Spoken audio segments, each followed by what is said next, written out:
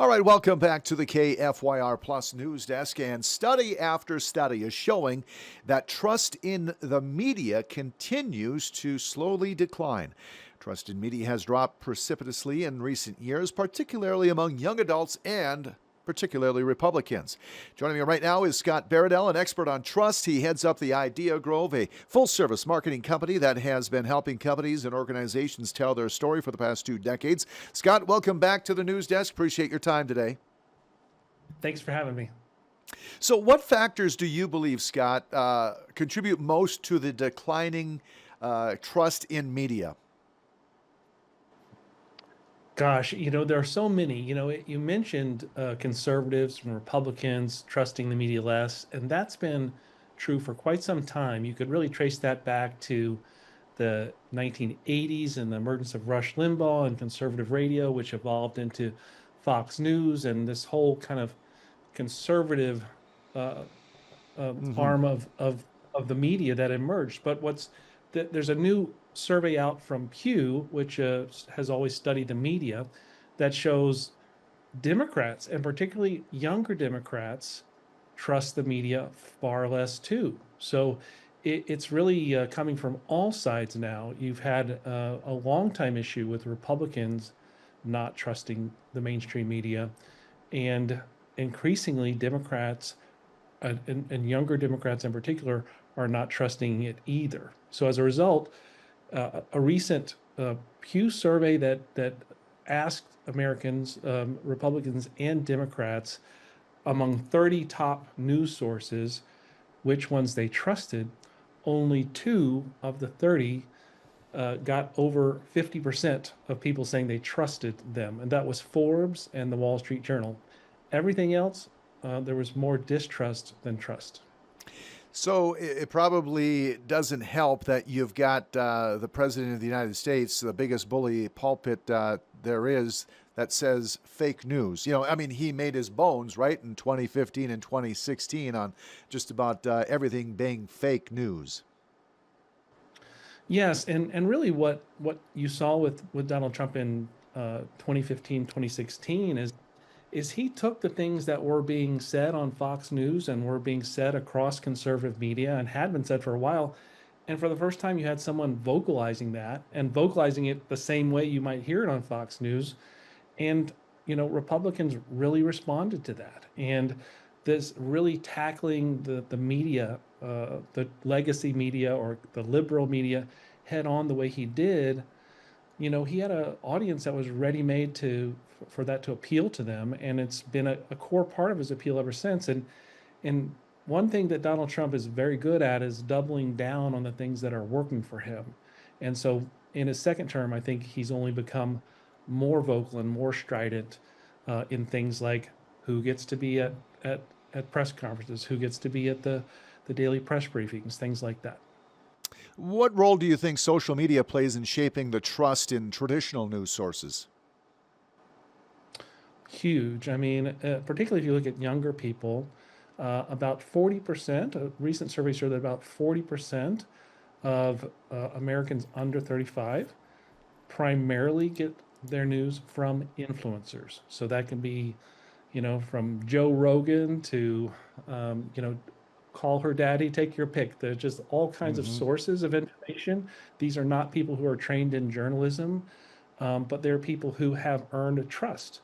And when there's so much trust lacking, people lack so much trust in the media, they'd rather hear a version of the news from someone they at least trust, whether they're a journalist or not. I mean, it's got to be dangerous, though. I mean, Joe Rogan knows really nothing about politics. Call her daddy. Charlie Kirk is even worse. I mean, you could look to the left side as well. None of these guys really know anything about politics. It's just their essential opinion, right? And a lot of times we hear about basketball player or politicians talking about basketball players, football players, just shut up and dribble, just shut up and play. But now they're taking their cues, their political cues, from people who are no idea what politics are other than just their opinion. Am I wrong on that? No, not at all. I mean, and beyond that, I started out my career in journalism, and I I believe worked for outlets that believed in kind of traditional ideas of trying to be objective and kind of journalistic ethics. And those things, as more influencers and people who are more about opinion than covering the news have become more and more influential, things like ethics and even trying to be fair or accurate, Mm-hmm. that stuff has just gone out the window. So it's become increasingly hard to find. I think one of the reasons why I think the Wall Street Journal is one of the outlets that is still most trusted is that it's owned like Fox News by Rupert Murdoch, but they haven't gone that path of radically changing how Wall Street Journal covers things. It was always more on the conservative side, but kind of moderate conservative, and really trying to be fact based in its reporting. And so I think you've got people on both sides of the political aisle, and you got people liberal, conservative, independent. They all they all respect the fact that the Wall Street Journal is trying to cover things based on fact rather than just opinion, even under the ownership that it has now. But that's kind of vanishingly rare to find outlets like that try to kind of work for everyone. Most outlets are kind of picking a side and just trying to niche down in terms of an audience that's going to um, visit their website, whether they're reporting accurately or just spouting opinion. Scott, you had mentioned earlier that we kind of saw this split from conservatives listening to traditional news outlets back in the 80s. Of course, Rush Limbaugh at the end of the 80s into the early 90s, he started to become popular in a nationwide show. So, when did you start seeing or at least hearing that the media, I guess, can't be trusted? Well, we've definitely been hearing, I would say we've probably been hearing that even before Limbaugh. You had in the early 70s when you had Watergate and you had the Vietnam War coverage. There were many people on the conservative side that thought the media lost us the Vietnam War. They thought Richard Nixon was being railroaded by the liberal media. There was just no conservative media there as kind of an Mm-hmm. alternative voice. So these people felt voiceless. That's what ultimately left to Rush Limbaugh. So I think there's this long-standing feeling that, kind of like with academia, that the media is controlled by these liberal elites, and that feeling has only gotten stronger and stronger over time. And the countervailing message and having a voice coming from the other side to challenge what was considered the orthodoxy has just gotten stronger and stronger. And what's happened while that's been going on is kind of the audiences have splintered across social media and for both sides. So, for example, the big hero for the conservative media was Fox News, the emergence of Fox News, the number one Mm-hmm. news channel by a lot. Well, guess what? In this same Pew poll that I mentioned, less than 60% of Republicans said they trusted Fox News. So, among Republicans, there were only two outlets where over 30% of Republicans said they trusted them. Besides Fox News, the other one was Joe Rogan. So that really kind of points to how things have, even with there being a Republican side and a Democratic side, conservative liberal, it's really splintered. Um, you've got, for example, publications like the Daily Caller, that's a conservative publication. This survey showed that very few Republicans trust that publication.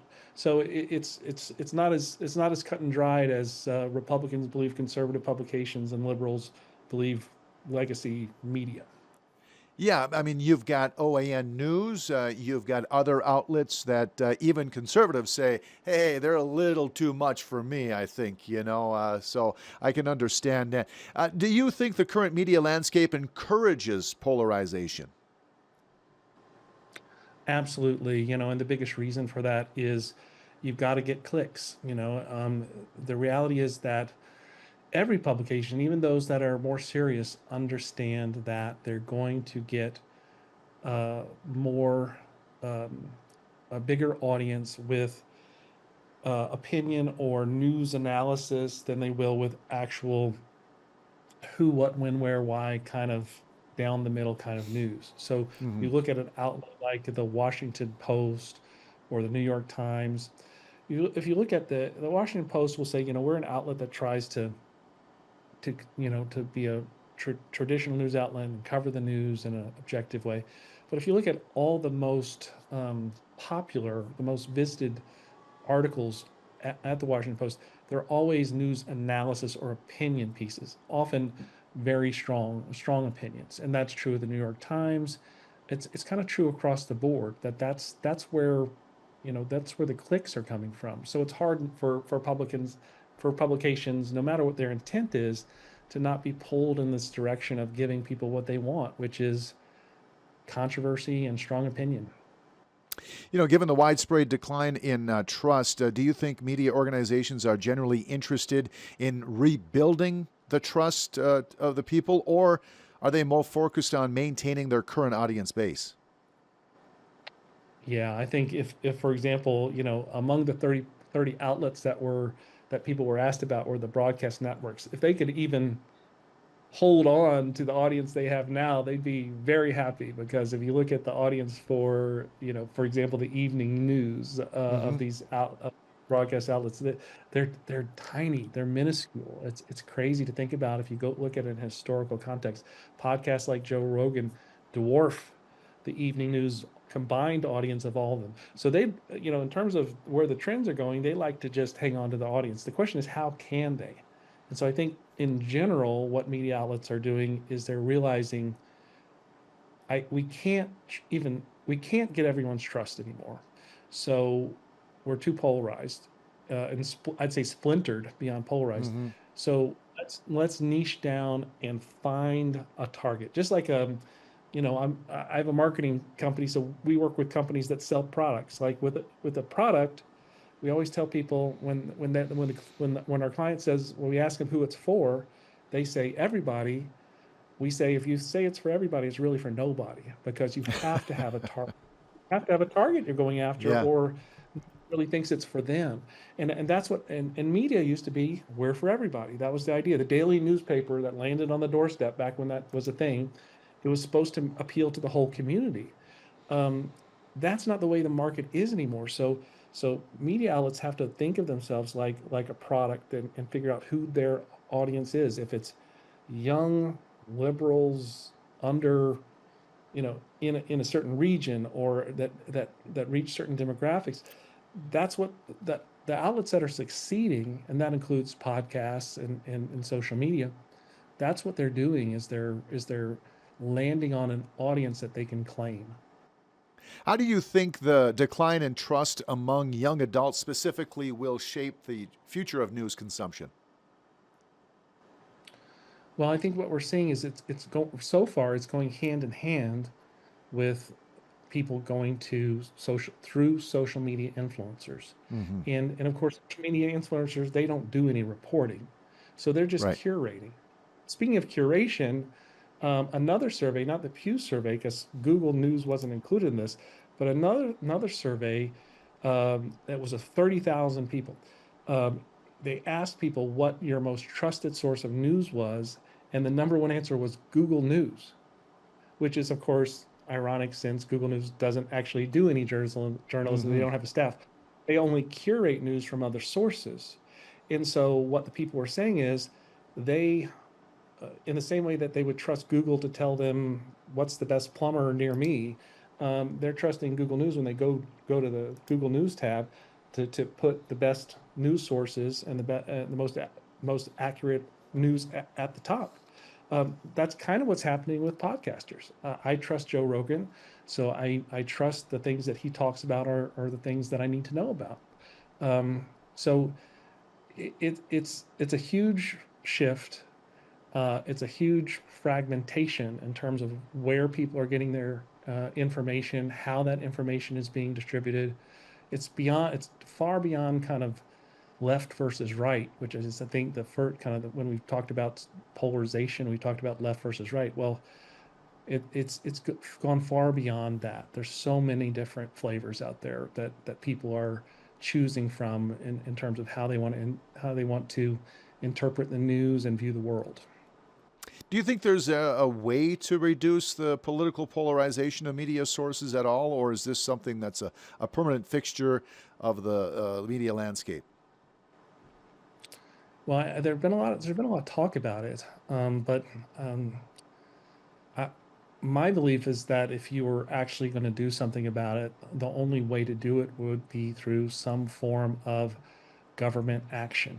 Um, and what that means is it doesn't mean uh, you end freedom of the press. It means that in the same way that the FCC has had licensing for broadcast stations, and there had to be, you had to give Fair and equal balance? airtime to both sides, fair and balanced, those kind of Hmm. standards. Um, that they were able to justify that legally because these were so-called public airwaves. These were airwaves owned by the government that broadcasters used. And so it was fair for the government to ask for certain standards to be met because the public airways were meant to be for everyone. Very hard to do that in the media world we're in today. So I don't know what the equivalent of that would be. But short of that, I just don't know how you put the genie back in the bottle.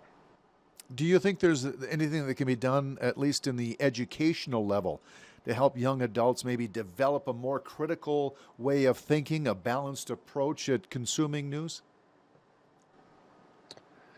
Um, Certainly, yes, that can happen.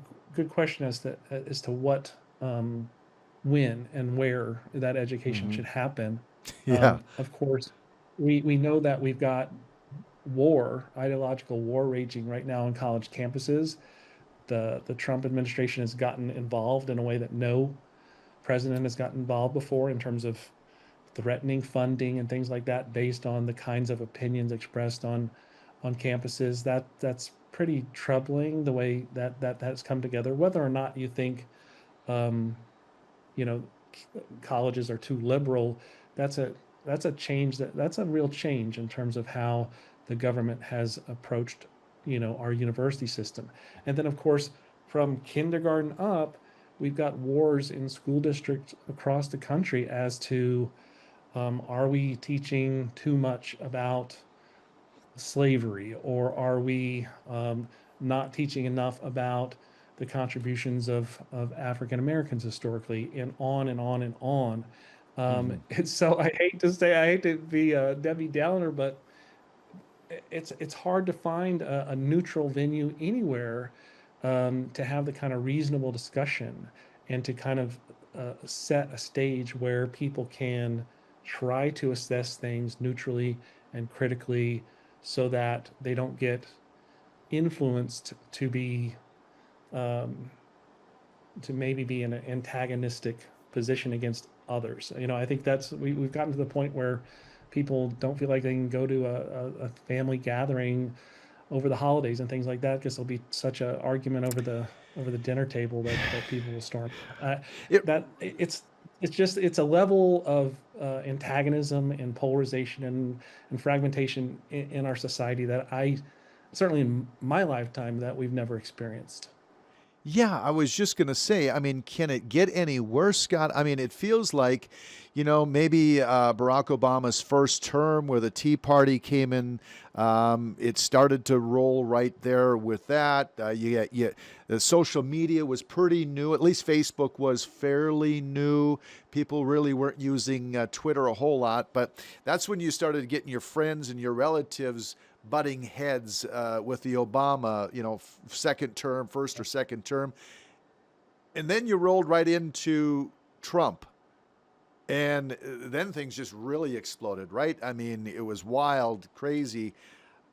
We had a guy who, didn't hold his tongue. He told it like he saw it or like he felt, and as many of his followers did, right? So that went out there, and it's just gotten worse, it feels like to me. I couldn't agree more. I think a great example of the change is and when the traditional media really saw what had changed and how their power had diminished, is you may recall that leading into the 2016 election, in an unprecedented way, you had dozens of the top newspapers in the country all put out an editorial at the same time saying Trump is not fit to be president. Mm-hmm. Um, and it used to be back then, up till that time, it would be, you know, oh wow, the Chicago Tribune endorsed so and so for president, and they would the campaigns would brag about the endorsements they got. Well, guess what? After Trump won in 2016, I haven't heard the first thing about an endorsement ever since then. The only the only endorsements I heard about in this last campaign were Joe Rogan and Taylor Swift. Those are the Mm-hmm. only ones I heard about.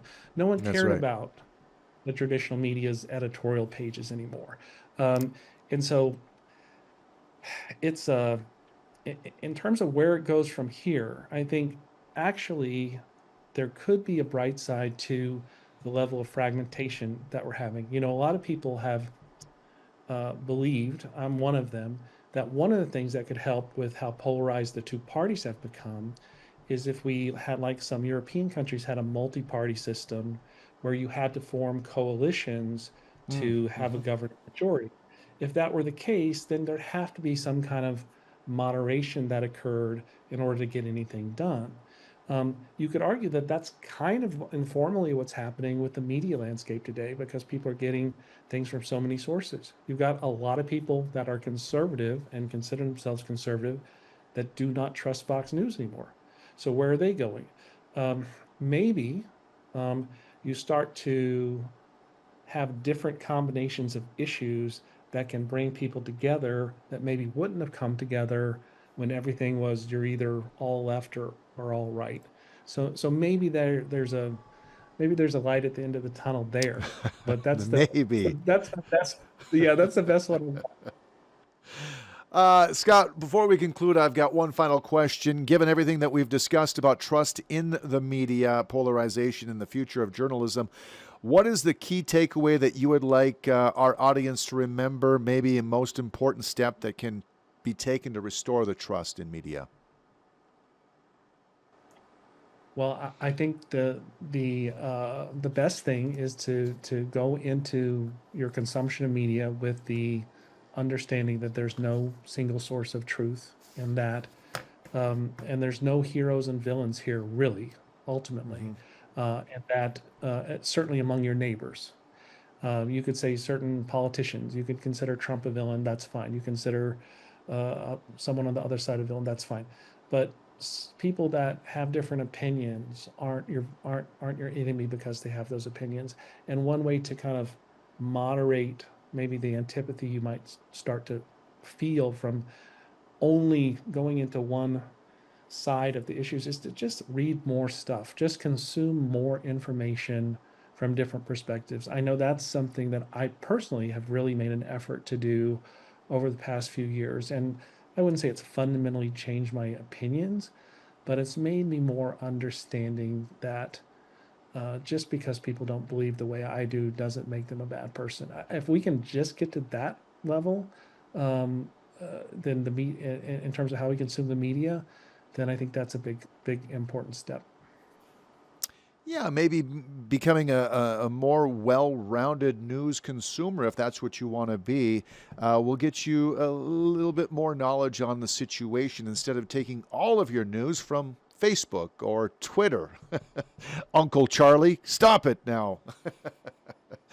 Scott Baradell, thank you so much for your time. I sure appreciate it, sir. Thanks for having me.